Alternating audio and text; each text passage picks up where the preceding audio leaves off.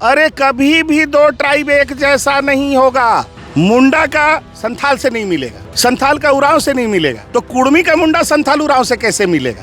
तो कुड़मी और कुनबी ये तीनों एक ही चीज है। अगर बहुत आसानी से समझना है तो डीएनए, कभी भी मुंडा का डीएनए संथाल से नहीं मिलेगा, संथाल का उरांव से नहीं मिलेगा, तो कुड़मी का कैसे मिलेगा? तो लाली कमीशन में साफ साफ लिखा हुआ है कि झारखंड के 24% अनुसूचित जनजाति माने सरकारी आदिवासी और 24% कुड़मी गैर सरकारी आदिवासी। तो वहाँ हमको वो क्या कह रहा है? गैर सरकारी आदिवासी, यानी आदिवासी वो हमको मान रहा है। तो दोनों का मिला के आबादी 50% से अधिक होता है। इस आधार पर झारखंड अलग हुआ है। मैं नहीं बोल रहा हूँ, होम मिनिस्ट्री बोल रही है, लाली कमीशन बोल रहा है। झारखंडवा अलग करते समय कुड़मी को गिन लिए हो आदिवासी तरफ, और अभी देने पर लावा जैसा फुटफटा रहा है। क्या उस समय शेड्यूल कास्ट शेड्यूल ट्राइब था? नहीं था 1908 में। तो सबसे बड़ा सवाल होता है कि 1908 में जिन लोगों को सीएनटी एक्ट के अंदर रखा गया वे लोग कौन थे? वही लोग थे जिन्हें एच.एच. रिजले ने ट्राइब्स के रूप में शिनाख्त किया, और उन्हें भारत सरकार ने 1901 की जनगणना में और 1891 की जनगणना में एबोरिजिनल लिखा। एक प्रताप कुशवाहा जी हैं, वो कह रहे हैं कि कोयरी और कुड़मी दोनों लौह कुश के वंशज हैं। तो जब कुड़मी एसटी सूची का मांग कर रहा है तो हमको क्यों छोड़ा? हमको भी एसटी बनाओ। कोयरी और कुड़मी भाई है, क्योंकि आप लोग लौह और कुश का जो है जयंती मनाते थे। और इस बार एक बहुत बड़ी घटना घटी है। पहले राजनीतिक दल कोई डरे नहीं बोलता था। इस बार आंसू का सुदेश बाबू, आंसू का लंबोदर बाबू, जेल के सुप्रीमो जयराम बाबू भी और उसके सारे नेता खुल के बोल रहे हैं कि पहले समाज तब वोट की राजनीति। आदिवासियों को डर है कि अगर कुड़मी समुदाय एसटी सूची में शामिल हो जाएगा तो हमारा आरक्षण पे खतरा हो जाएगा, क्योंकि आर्थिक रूप से आप लोग मजबूत हैं, मानसिक रूप से भी आप लोग मजबूत हैं, शारीरिक रूप से भी आप लोग मजबूत हैं। उन लोग एग्जाम्पल देते हैं कि मीना और मीणा वो एसटी सूची में डाला गया, वो सारी सरकारी नौकरियों में आगे रहते हैं। उसी प्रकार से कुड़मी जो कास्ट है वो डोमिनेटिंग कास्ट है, आर्थिक और सामाजिक रूप से मजबूत है। अगर इनको एसटी सूची में सूचीबद्ध कर दिया जाएगा तो ये आदिवासियों का हक अधिकार खा जाएंगे, क्योंकि आदिवासियों से जेन्युइनली आप लोग एडवांस हैं काफी। तो लौह कुश जयंती मनाया है कि नहीं आप लोग? आपके हम लोगों ने छोटा नागपुर के कुड़मियों ने कभी नहीं मनाया है। गिरिडीह हजारीबाग कहाँ आता है? अगर लौह कुश वंश है तो इन लोग को क्षत्रिय होना चाहिए। तो क्या कोयरी को ब्राह्मण क्षत्रिय मानता है, या हिंदू धर्म वाला उसको क्षत्रिय मानता है? क्या कुर्मी को क्षत्रिय मानता है? अगर हम लोग क्षत्रिय हैं तो ईडब्ल्यूएस में जगह दे दो। मान जाइएगा? है एकदम मानेंगे, काहे नहीं मानेंगे? ईडब्ल्यूएस में जगह मिल जाएगा, क्षत्रिय हम लोग हो जाएंगे, तो काहे नहीं मानेंगे? उसको तो पटक के मार होना चाहिए टीआरआई वाले का। वो हमको दोगला कह रहा है।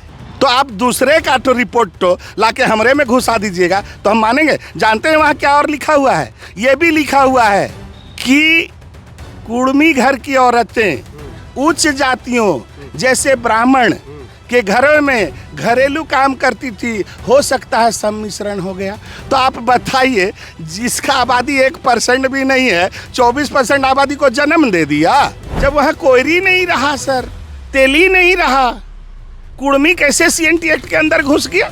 आदिवासियों का कहना यह है कि आप कभी भी आदिवासी नहीं हो सकते, आप ओबीसी में एक विशेष अधिकार मांग सकते हैं। क्या दिक्कत हो रहा है उसमें आप लोगों को? 32,620 करीब गांव है, 4,351 पंचायत है। आपका जो आबादी है वो गिरिडीह के क्षेत्र में है, हजारीबाग के कुछ ब्लॉकों में है, बोकारो क्षेत्र में है, आपका धनबाद के क्षेत्रों में है, ये उत्तरी छोटा नागपुर के इलाकों में, उत्तरी छोटा नागपुर और पुराना सिंहभूम। हाँ, तो बाकी आपका पलामू प्रमंडल में कहीं नहीं है, दक्षिणी छोटा नागपुर में नहीं है, संथाल में नहीं, तो फिर कहाँ से 24%? बहुत ही लिमिटेड। तो 24% की आबादी कहाँ से नहीं है? मान लीजिए अगर नहीं है तो कुड़मी क्या मुसलमानों से कम है झारखंड में? लोग तो कह रहे हैं कि 7 से 8% की आबादी है आप लोगों की झारखंड में। तो कहाँ से हमारा 3 गो एमपी जीत जाता है, 5 गो एमपी जीत जाता है? मतलब जात के हिसाब से थोड़ी एमपी कोई बनता है। बिना जनसंख्या का वोट मिलता है। सोशल एक्टिविस्ट लोग कहते हैं कि मध्य भारत से माइग्रेट करके काफ़ी वर्ष पहले कुर्मी झारखंड के मतलब छोटा नागपुर के क्षेत्र में पहुंचे। 20 सितंबर को कुर्मी समुदाय के लोग रेल टेका आंदोलन करने वाले हैं, जिसको लेकर सियासी घमासान भी शुरू हो गया है।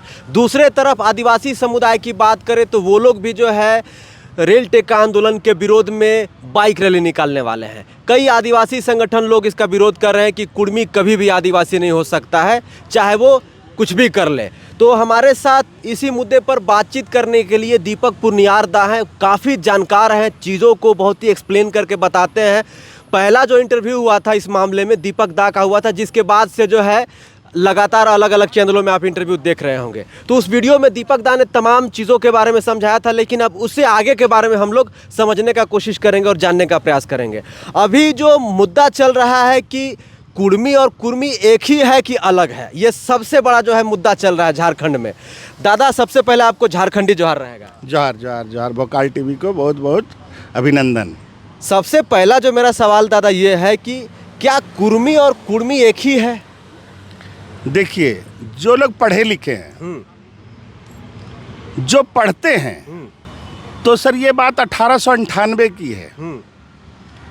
जीए ग्रियर्सन साहब पूरे भारत का लिंग्विस्टिक सर्वे किए थे, यानी भाषाई सर्वे कि कितनी तरह की भाषाएं पूरे भारत में हैं। तो उन्होंने ही 1898 में ही, देखिए सबसे जो गौर करने की बात है, छोटा नागपुर में भी KURMI लिखते हैं, बिहार में भी KURMI लिखते हैं, यूपी में भी KURMI लिखते हैं और MP में भी KURMI लिखते हैं। ठीक है। जिसको हिंदी बोलने वाले लोग कुर्मी बोलते हैं। तो हमारे भी जो छोटा नागपुर का KURMI था, इसको भी लोगों ने कुर्मी ही समझा। इस बात को सबसे पहले ग्रियर्सन साहब ने, जब उन्होंने लिंग्विस्टिक सर्वे ऑफ इंडिया किया, पूरे भारत में जब उन्होंने भाषाई सर्वे किया, तो उन्होंने ही पाया कि ये जो छोटा नागपुर के पठार का KURMI है, इसका आर का उच्चारण हार्ड है, हार्ड, और बिहार का आर सॉफ्ट है। तो उच्चारण भिन्नता यहाँ आ गई, सॉफ्ट आर और हार्ड आर। इसका बात कौन कर रहा है? एक लिंग्विस्टिक कर रहा है, और वो जमीनी हकीकत बता रहा है कि यहाँ के लोग रियल में कुर्मी हैं और वो आर है। और वहीं पर वह भारत सरकार को कहता है कि whenever you talk about Kurmis of Chota Nagpur, you must bear in mind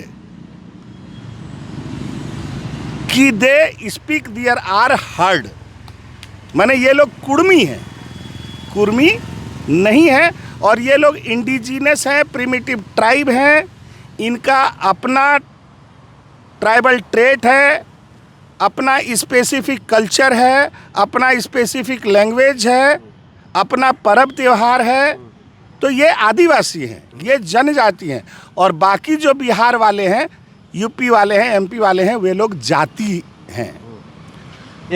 तो ये बात तो ग्रियर्सन साहब ने 1898 में ही कह दिया है, जिसको कि अभी बिहार सरकार 2004 में यहाँ के KURMI से अपने आप को अलग करने के लिए वहाँ का जो आपका बैकवर्ड कमीशन है, वो इस तर्क को देते हुए अपने आप को अलग किया। तो कुर्मी कहने का मतलब हुआ छोटा नागपुर पठार के जो जनजाति हैं, और कुर्मी कहने का मतलब कुर्मी पूरे भारत में रहते हैं, लेकिन कुर्मी सिर्फ छोटा नागपुर के पठार में रहता है, जिसकी भाषा कुड़माली है, जिसका 12 माह से 13 पर्व है, और जिसका अपना 13 देवाभूता है। लेकिन अभी हम कुछ आदिवासी समुदाय के जो सोशल एक्टिविस्ट हैं, जो बुद्धिजीवी लोग हैं, उनका हम एक तर्क सुन रहे थे। उन्होंने ये कहा कि कुर्मी और कुर्मी एक ही है, इसलिए क्योंकि बिहार में कुर्मी नाम से वो लोग जाने जाते हैं, क्योंकि बिहार के लोग र का इस्तेमाल सही से नहीं कर पाते हैं, र का उच्चारण नहीं कर पाते हैं, इसलिए वो लोग र सीधे तौर पे बोलता है कुर्मी। और छोटा नागपुर के जो लोग होते हैं, वो लोग र का इस्तेमाल ईजिली कर लेते हैं, इसलिए वो कुर्मी होते हैं। जैसे उन्होंने एक बताया कि जैसे रांची में एक जगह है हिंदपीढ़ी, पहले उसको इंदपीढ़ी के नाम से जाना जाता था, लेकिन अब नाम बदल के हिंदपीढ़ी कर दिया गया, उच्चारण का फ़र्क हो गया। डोरंडा को लोग पहले दुरगदा के नाम से जानते थे, लेकिन अब तो डोरंडा हो गया। वैसा ही एक सोशल एक्टिविस्ट उन्होंने एग्जाम्पल दिया कि हम लोग जो आम बोलचाल के भाषा में डोनाल्ड ट्रंप बोलते हैं, लेकिन मोदी जी एक बार बोल दिए डोनाल्ड ट्रंप, तो लोग उसको डोनाल्ड ट्रंप के नाम से जानने लगा। लेकिन है तो एक ही चीज़। तो कुर्मी और कुनबी ये तीनों एक ही चीज़ है।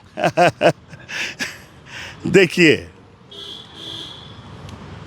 ट्राइब और कास्ट जी हम और आप नहीं समझ सकते हैं जी कि who is tribe and who is caste. ये आम आदमी नहीं समझ सकता है। समझेगा कौन? जो एंथ्रोपोलॉजिस्ट है। जो एंथ्रोपोलॉजिस्ट है वो ना समझेगा कि who is tribe and who is caste. तो हमको भारत के इतिहास में पीछे जाना पड़ेगा कि भारत में पहली बार कब एंथ्रोपोलॉजिकल सर्वे हुआ। तो भारत में बंगाल में पहली बार एंथ्रोपोलॉजिकल सर्वे होता है। वो 1885 में, जिसको करने वाले एंथ्रोपोलॉजिस्ट का नाम होता है H.H. Risley, Herbert hope Risley. और वो 1885 से 1891 के बीच में छोटा नागपुर के पठार में एंथ्रोपोलॉजिकल सर्वे करता है। 6 साल, कम से कम 100 क्राइटेरिया पर, 100 फीचर्स पर, ताकि देखिए आदमी को आदमी से कैसे अलग समझा जाए। तो उन्होंने 100 से अधिक फीचर्स पर जांच करने के बाद पूरे छोटा नागपुर के पठार में 13 ट्राइब्स को खोजा। और आप देखिए वो जो अपना रिपोर्ट प्रस्तुत करते हैं भारत सरकार को, वो एक किताब के रूप में करते हैं जिसका नाम है tribes and castes of Bengal. यानी ट्राइब अलग चीज़ होता है और कास्ट अलग चीज़ होता है। वहाँ पर हर्बर्ट होप रिजले खुद डिफाइन करते हैं कि हु इज़ ट्राइब। तो वो कहते हैं ट्राइब इज अ रेस। वो एक नस्ल है जिसका स्पेसिफिक ट्रेट होगा, ट्राइबल ट्रेट। ट्राइबल ट्रेट कहने का मतलब होता है ऐसे लक्षण, मनुष्य के ऐसे लक्षण जो पोथियों में लिखे हुए नहीं हैं। पोथियों में नहीं लिखा हुआ है उनका गुण, वो नैसर्गिक रूप से उसके पास है, नेचुरली उसके पास है। यानी प्राचीन कालीन तत्व, मनुष्य के कुछ ऐसे लक्षण होते हैं जो प्राचीन कालीन होते हैं। जैसे हमारा जो विवाह पद्धति है, हम लोग वर से पहले शादी नहीं देते हैं, हम लोग महुआ के पेड़ से शादी देते हैं। तो महुआ के पेड़ से शादी देना ट्राइबल ट्रेट है। ट्राइब कुछ सोचता है, कुछ समझता है, इसलिए वो किसी क्रियाकलाप को करता है। जैसे हमारी औरतें खाड़ू पहनती हैं लोहा का, तो लोहा का खाड़ू पहनना एक सिंबल है। लेकिन ये कब से हो रहा है? ये भी लोग आदिवासियों का कहना है कि हुआ क्या है, जैसे आप लोग लगातार कह रहे हैं कि हमारी जो परंपरा है, जो हमारी सभ्यता है, वो आदिवासियों से मिलती जुलती है। तो ये क्या होता क्या है कि जब एक जगह पे आदमी रहता है तो रहते रहते जो है उसका चीज़ अडॉप्ट कर लेता है, हमारा चीज़ वो अडॉप्ट कर लेता है। तो फिर इसमें क्या है? तो अगर कर्म पर्व मना रहे हैं या जो भी चीज़ आप जो बात कह रहे हैं, आप जो बात कह रहे हैं वो सही है जी। वो सही है कि एक साथ जब बहुत आदमी साथ में रहेगा तो एक दूसरे से कुछ न कुछ लेन देन होगा। लेकिन एक लाइन जो आपने कहा वो गलत है। कौन सी लाइन? कि उनके जैसा, अरे कभी भी 2 ट्राइब एक जैसा नहीं होगा।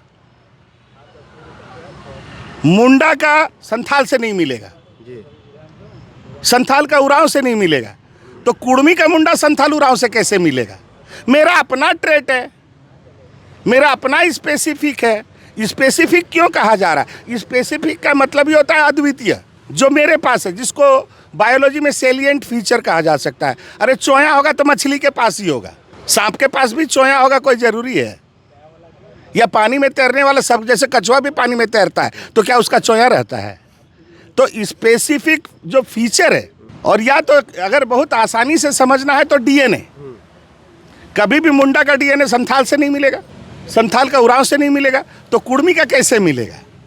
और जब स्पेसिफिक कल्चर की बात आती है तो एक जनजाति का कल्चर दूसरे जनजाति के कल्चर से नहीं मिलेगा।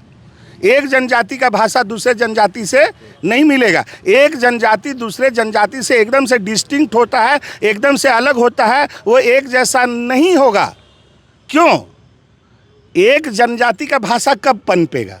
जब किसी घने जंगल में पूरे दुनिया से आइसोलेटेड वो किसी खास क्षेत्र में हजारों सालों तक रहेगा, तभी उसकी अपनी जीवन पद्धति जन्म लेगी, जो उसी की होगी, दूसरे की नहीं होगी। लेकिन झारखंड में हुआ उल्टा।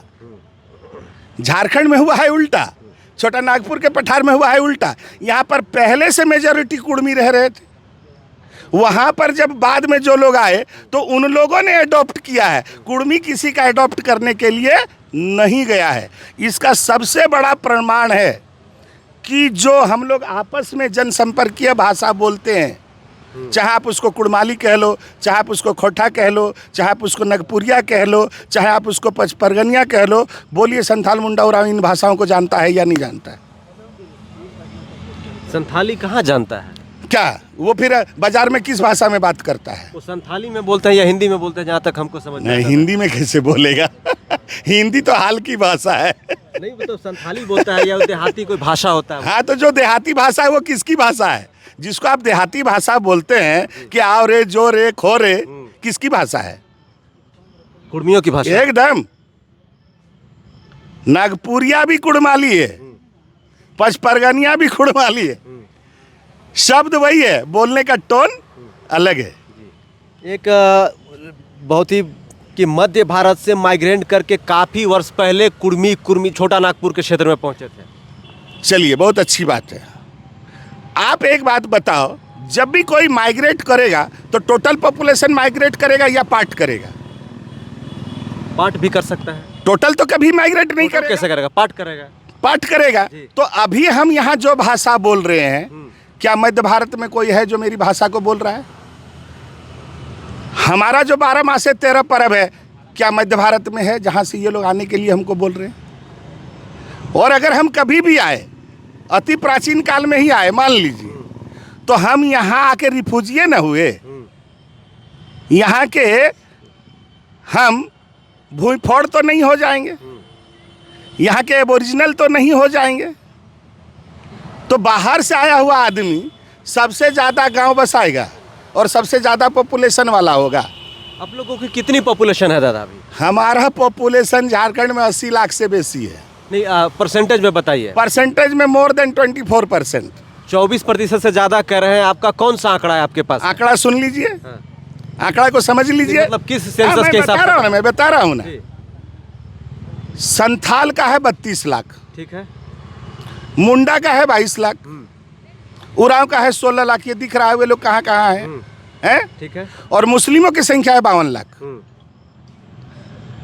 मुस्लिमों को धर्म के कारण गिना गया, उन लोगों को जनजाति के कारण गिना गया।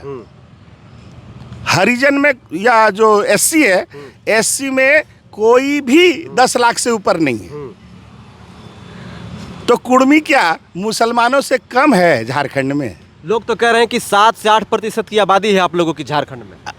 तो कहाँ से हमारा 3 गो एमपी जीत जाता है, 5 गो एमपी जीत जाता है? मतलब जात के हिसाब से थोड़ी एमपी कोई बनता है। बिना जनसंख्या का वोट मिलता है?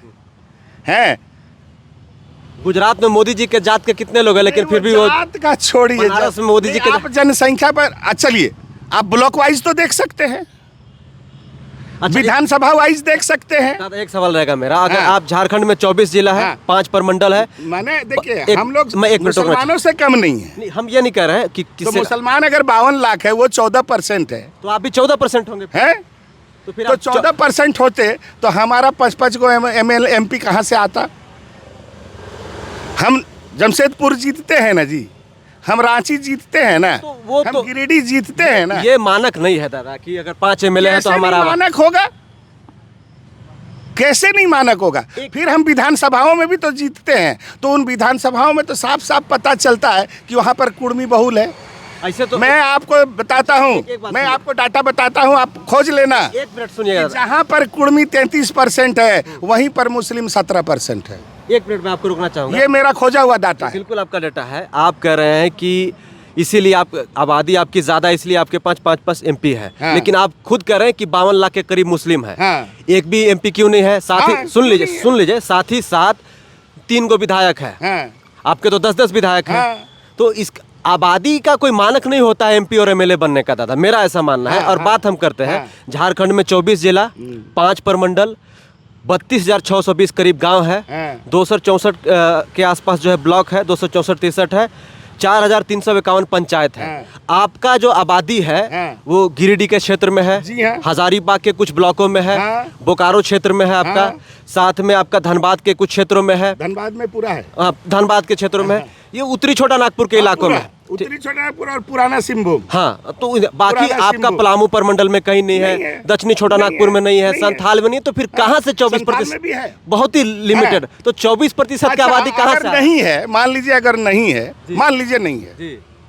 जितना ही है, ओबीसी में कितना है? ओबीसी की आबादी बताइए। BC1 की आबादी बताइए। BC1 की आबादी 48% है। जी। तो 48% कौन बना रहा है? क्योंकि BC1 में कोयरी भी नहीं है और BC1 में गोप भी नहीं है। तो यहां पर सबसे बड़ी आबादी किसकी है? BC1 में मुस्लिम की है या कुर्मी की है? दो में से किसी एक का होगा। जी। और इन लोग मिलके 48% कर रहा है, माने 2.25 करोड़।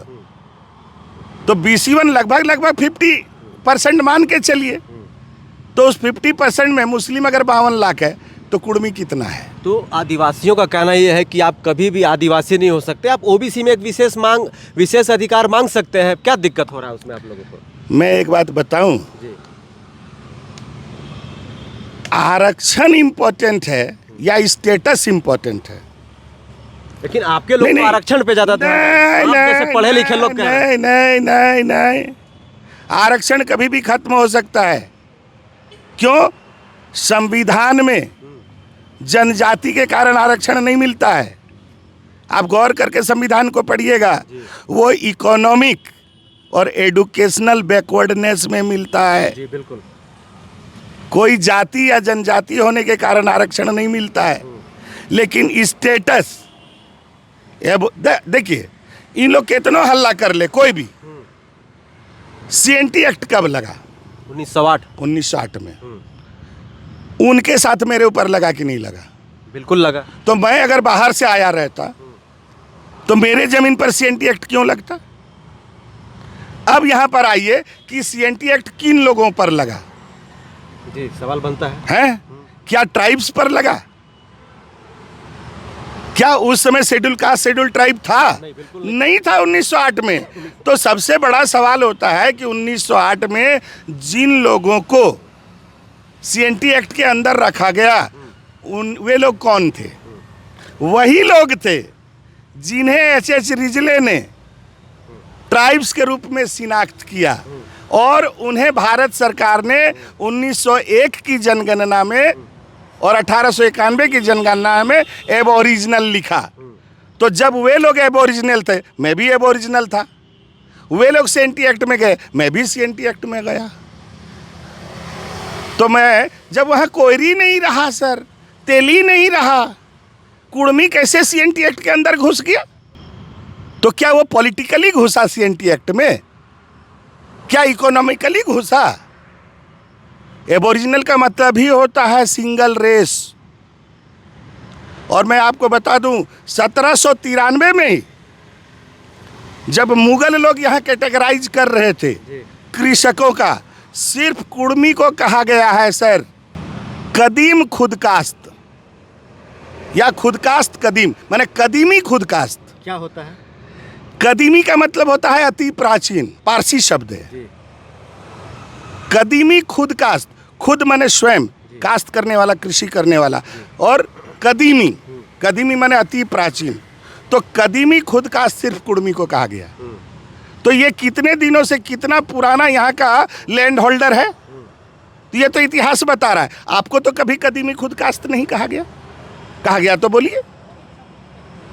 तो वहां पर 3 कैटेगरी थी, कदीमी खुदकास्त और पायल किसान, पायल रैयत। जो कभी कभी कभी खेती करता है, कभी नहीं करता है। खुदकाश जो खुद खेती करता है, और कदीमी खुदकाश जो सबसे प्राचीन है। ये 1793 की बात है। एक सवाल है? तो जो लोग यहाँ पहले से लैंड ओनर है, जिसके पास सबसे ज्यादा लैंड है, सबसे ज्यादा जनसंख्या है, ठीक है ना मानो, हम नहीं हैं 80 लाख, मान सकते हैं, लेकिन हम संथाल से कम नहीं हैं, हम मुंडा से कम नहीं हैं, हम मुसलमान से कम नहीं हैं। और अगर बहुत अंदर जाइएगा ना, बहुत अंदर जाइएगा ना, तो छोटा नागपुर के पठार का मुसलमान भी उसी भाषा को बोलता है जो जो कुड़मी बोलता है। बिल्कुल बोलता है। तो फिर कौन है मैं, कौन हूं मैं? और आज तक यहाँ पर कोई दंगा नहीं हुआ, न जाति टू जाति, न जनजाति टू जनजाति, न धर्म में। तजिया भी हम लोग उसी तरह जिए, और मुसलमान लोग भी सोहराए हमारे साथ किया, और उन लोग भी अहीरा गाया है। मैं बहुत उदाहरण दे सकता हूँ। अभी भी बहुत मुसलमान ऐसे हैं जो भोक्ता खूंटा में घूमते हैं। तो हमारा जो संस्कृति है वो लोगों को ले के साथ चलने का है, छोड़ के नहीं है। आपको मैं बता दूं, कसमार ब्लॉक के मंजूरा नाम का गांव है, तो वो उसका जो भोक्ता का खूंटा है ना, जब भी सड़ता है तो मुसलमान लोग ला के देता है। और बहुत सारे थान ऐसे हैं जहाँ पर कि मुसलमान लोग अपना अपना पाहुड़ देता है, क्योंकि वो गांव का नियम है। गांव में रहिएगा तो एगो देवता को आपको मानना पड़ेगा। जी, एक सवाल है, जस्टिस BN लुकुर के नाम से कमेटी का गठन किया गया था, जिसमें 5 क्राइटेरिया को रखा गया था ST सूची में शामिल के लिए, है ना। ये तो TRI रिसर्च उसमें किया गया, जिसमें TRI के रिपोर्ट में साफ साफ कहा गया है कि लुकुर कमेटी का जो रिकमेंडेशन था 5 क्राइटेरिया, इसमें कुर्मी नहीं आते हैं, और कुर्मी का भाषा इंडो आर्यन फैमिली से बिलोंग करता है। जी हाँ, चलिए, ये कुछ अलग अलग बातें हैं, उसको अलग अलग मैं जवाब देता हूँ। सबसे पहले लोकुर कमेटी का 5 क्राइटेरिया क्या है? पहला है ट्राइबल ट्रेट, ठीक है, माने आदिम लक्षण आपके पास है या नहीं है। आप जरा किसी से भी और लोग से पूछते हैं, जरा पूछिएगा ना कि ट्राइबल ट्रेट किसको कहते हैं, आदिम लक्षण किसको कहते हैं। यानी जो आदिम युग का कुछ न कुछ ऐसा कर्म है जिसको हम लोग पारंपरिक रूप से ढोते हुए आए हैं। तो आदिम लक्षण का होना पहला चीज। दूसरा, स्पेसिफिक कल्चर, उसकी संस्कृति एकदम से अलग होगी अन्य लोगों से। तीसरा, साइनेस ऑफ कॉन्टैक्ट, दूसरी जातियों जनजातियों से मिलने जुलने में संकोच। चौथा, ज्योग्राफिकल आइसोलेशन, माने वे लोग किसी खास भूभाग में रहेंगे। और लास्ट जो 5वां है, इकोनॉमिकली बैकवर्ड। मैं आपको बताऊं आश्चर्य की बात, TRI वाले ने क्या किया है, सिर्फ 3 गांव सर, रामगढ़ का गोबरदरहा, रामगढ़ का कोठार और यहाँ का लोवाडी, सिर्फ 3 गांव का इन लोग इकोनॉमिक सर्वे किया। तो आप बोलिए ये सब तो शहरी क्षेत्र है, रोड साइड का जगह है, गोबरदरहा का आदमी कोलियरी में घुसल है, और लोवाडी में तो सब सिल्ली का महतो लोग आके घर बना लिया है MA BA करके। तो एडुकेशनली ज्यादा मिलेगा कि नहीं डाटा? बिल्कुल मिलेगा। तो ये धोखेबाजी है या नहीं है TRI की? सिर्फ 3 गांव का सर्वे करके आपने कुर्मी को कह दिया कि कुर्मी इकोनॉमिकली मजबूत है और एडुकेशनली मजबूत है। बोलिए ये बेईमानी है या नहीं, ये फ्रॉड है या नहीं TRI का? अब आप बताइए, 1891 में H.H. रिजले कहता है कि कुर्मी सिंगल रेस का है। गौर कीजिएगा, 1891 में आप हमको कह रहे हैं कि मैं सिंगल रेस का हूं, और 2004 में वो सिंगल रेस वाला आर्य और द्रविड़ का सम्मिश्रण हो गया। माने 100 साल में हम हाइब्रिड हो गए। ये दुख की बात है। लेकिन वो लाइन है किसकी? वो लाइन है कुनबियों की, क्योंकि KURMI यूपी में भी है, KURMI MP में भी है, और KURMI बिहार में भी है। तो वो आर्य और अनार्य का सम्मिश्रण हो सकता है, जबकि H.H. रिजले हमको सिंगल रेस का बोला 100 साल पहले। तो मेरा परदादा शादी किया कुर्मी से, मेरा दादा शादी किया कुर्मी से, मेरा बाप शादी किया कुर्मी से, और दीपक कुमार हो गया हाइब्रिड। तो आप दूसरे का तो रिपोर्ट तो लाके हमरे में घुसा दीजिएगा तो हम मानेंगे। जानते हैं वहाँ क्या और लिखा हुआ है? ये भी लिखा हुआ है कि कुर्मी घर की औरतें उच्च जातियों जैसे ब्राह्मण के घरों में घरेलू काम करती थी, हो सकता है सम्मिश्रण हो गया। तो आप बताइए, जिसका आबादी 1% भी नहीं है, 24% आबादी को जन्म दे दिया, उसको तो पटक के मार होना चाहिए टीआरआई वाले का। वो हमको दोगला कह रहा है। बताइए, एच.एच. रिजले एंथ्रोपोलॉजिस्ट कहता है सिंगल रेस का एबोरिजिनल है 1891 में, और आप हमको 2004 में हाइब्रिड बना दे रहे हैं और कह रहे हैं महाराष्ट्र से आया हुआ है, और महाराष्ट्र से आके इतना बड़ा साम्राज्य बना लिया, शिवाजी का वंशज हो गया। एक सवाल आ गया दादा, अभी तो जैसे कुर्मी समुदाय एसटी सूची में शामिल होने की मांग कर रहा है, आप बहुत ही बढ़िया से इस चीज़ों को समझाते हैं। एक प्रताप कुशवाहा जी हैं, वो कह रहे हैं कि कोयरी और कुर्मी दोनों लौ कुश के वंशज हैं। तो जब कुर्मी एसटी सूची का मांग कर रहा है तो हमको क्यों छोड़ा? हमको भी एसटी बनाओ। कोयरी और कुर्मी भाई है, क्योंकि आप लोग लौ और कुश का जो है जयंती मनाते थे। अच्छा सुनिए, लौ और कुश मिथक है या वास्तविकता है? इस पे तो हम कोई रिएक्शन नहीं दे पाएंगे। देना तो पड़ेगा, सोचना तो पड़ेगा। किताबों में नहीं नहीं नहीं नहीं नहीं, किसने कहा कि लौ और कुश का जन्मल है इन लोग? और अगर हम लोग हैं, मान लीजिए, हम मान भी लेते हैं उनकी बात को, तो पूजा हम लोगों की होनी चाहिए ना, क्योंकि हम लोग तो राम के वंशज हैं। तो क्या हम लोगों की पूजा होती है? ब्राह्मण हमको उतना जगह देता है? ये कुछ नहीं है, मिथक है। ये पेट भरने का उपाय है कुछ लोगों का। काहे? जमीन पर खटने वाला दो ही जाति है, कुर्मी खेत में और कोयरी बारी में। सब्जी उगाने में कोयरी आगे, अन्न धान उगाने में तो वही तो कह रहा है कि हम लोग नहीं नहीं नहीं नहीं, उसके यहाँ से निकालेगा माल कैसे? तो आपको फुला दिया, बोला अच्छा आप बताइए, अगर लौ कुश वंश है तो इन लोग को क्षत्रिय होना चाहिए। तो क्या कोयरी को ब्राह्मण क्षत्रिय मानता है? या हिंदू धर्म वाला उसको क्षत्रिय मानता है? क्या कुर्मी को क्षत्रिय मानता है? अगर हम लोग क्षत्रिय हैं तो ईडब्ल्यूएस में जगह दे दो, मान जाइएगा। है एकदम मानेंगे, काहे नहीं मानेंगे? ईडब्ल्यूएस में जगह मिल जाएगा, क्षत्रिय हम लोग हो जाएंगे, तो काहे नहीं मानेंगे? मुंह में बोल देने से राम वंश और लव कुश वंश हो जाएगा? ये तो उनको समझना चाहिए था तो कि आप क्यों मान रहे हैं कि आप कुश के वंशज हैं, लव के वंशज आप क्यों मान रहे हैं? अच्छा, गलती तो वहीं पर हो रही है। अरे आपको मिथक में फंसा रहा है अपना पेट भरने के लिए, ये समझ में नहीं आता है। तो लव कुश जयंती मनाया है कि नहीं आप लोग? आपके हम लोगों ने, छोटा नागपुर के कुर्मियों ने कभी नहीं मनाया है। छोटा नागपुर के कुर्मियों ने कभी भी लव कुश जयंती नहीं मनाई है। गिरिडीह हजारीबाग कहाँ आता है? गिरिडीह वाले को जोड़िए ना, गिरिडीह में हमारा आदमी है ये नहीं है, पीर टाण के ऊपर। अच्छा, कुर्मी पीर टाण के इपारे है, इपार नहीं मनाया ना ना। तो लोग तो दावा कर रहा है। लव बिहार का कुर्मी करे दावा, यूपी का कुर्मी करे दावा।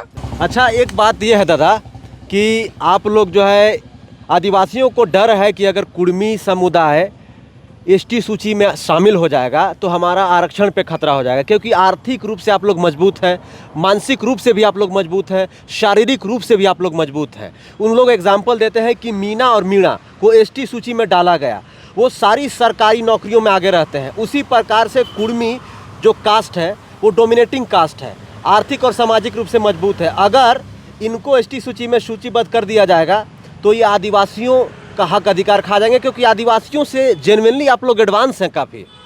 सुनिए, स्टेटस को तो एडवांस और नॉन एडवांस देख के नहीं देखा जा सकता है, क्योंकि ट्राइब सरकारें नहीं बनाती हैं। ट्राइब नैसर्गिक रूप से रहता है, जैसे साल का वृक्ष, जो उसका क्षेत्र है वहीं पनपेगा। महुआ का वृक्ष जहाँ उसका है वहीं पनपेगा। उसी तरह जनजातियाँ भी हजारों सालों से किसी खास विशेष क्षेत्र में ही पनपी हैं, एक नस्ल के रूप में। और जहाँ तक कि डोमिनेंसी का बात आप कर रहे हैं, ताकत का बात कर रहे हैं, समृद्धि का बात कर रहे हैं, तो यह आज की कहानी तो नहीं है, हजारों साल पीछे की भी कहानी है। लेकिन क्या उस समय कुर्मियों ने इन लोगों को सताया? ये तो हम नहीं, इतिहास खोज लीजिए। क्या कभी कुर्मी और मुंडा लड़ा? क्या कभी कुर्मी और संथाल लड़ा? क्या कभी कुर्मी और उरांव लड़ा? इतिहास बताएगा ना जी। तो जब लड़ा ही नहीं, और हम लोग जानते हैं कि पूरे छोटा नागपुर के पठार में आज तक कोई आदमी धर्म के नाम पर और जाति के नाम पर नहीं लड़ा। यहाँ पर कुर्मी जनजाति जो सबसे अधिक संख्या में है, आप कुर्मी गांवों के आसपास में जाकर देख लो, वो सभी जातियों और जनजातियों के साथ में दूध चीनी पानी के तरह रहता है। तो जब इतिहास में नहीं लड़ा तो अब क्यों लड़ेगा? जब ऐतिहासिक काल में आपको पोसा तो आज क्यों नहीं पोसेगा? और ये भी जान लीजिए कि ये 24% कुर्मी जब तक विकसित नहीं होगा, क्या झारखंड विकसित होगा? बहुत बड़ा प्रश्न है। और दुख का बात है, कुर्मी को तो BC1 में रख ले है 24%, 14% मुसलमान को भी घुसा दिया है, तो दोनों मिलकर 38% हो जाता है, और 10% अन्य OBC है। तो ये 48% को अभी आप मात्र 8% आरक्षण दे रहे हो, EWS को 10% दे रहे हो, जबकि उसका 3% भी आबादी नहीं है। बाकी लोग तो 24 का 26 ले रहा है, 12 का 10 ले रहा है, और BC2 जो 8 है वो 6% ले रहा है। तो यहाँ फंसा हुआ कौन है? फंसा हुआ है BC1। क्यों फंसा है? कुर्मी के कारण।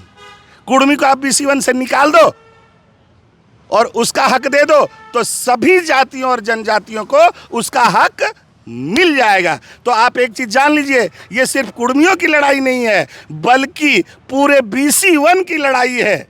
और आज BC1 इसलिए पीस रहा है क्योंकि एक जनजाति को जाति बनाकर BC1 कैटेगरी में डाल दिया गया है। दादा, आप ही के बात को मैं कोट करता हूँ। लास्ट जब हम इंटरव्यू किए थे तो आप बोले थे कि मात्र राजस्थान में 4% है मीणा, लेकिन सारा जो है आरक्षण खा के बैठा है।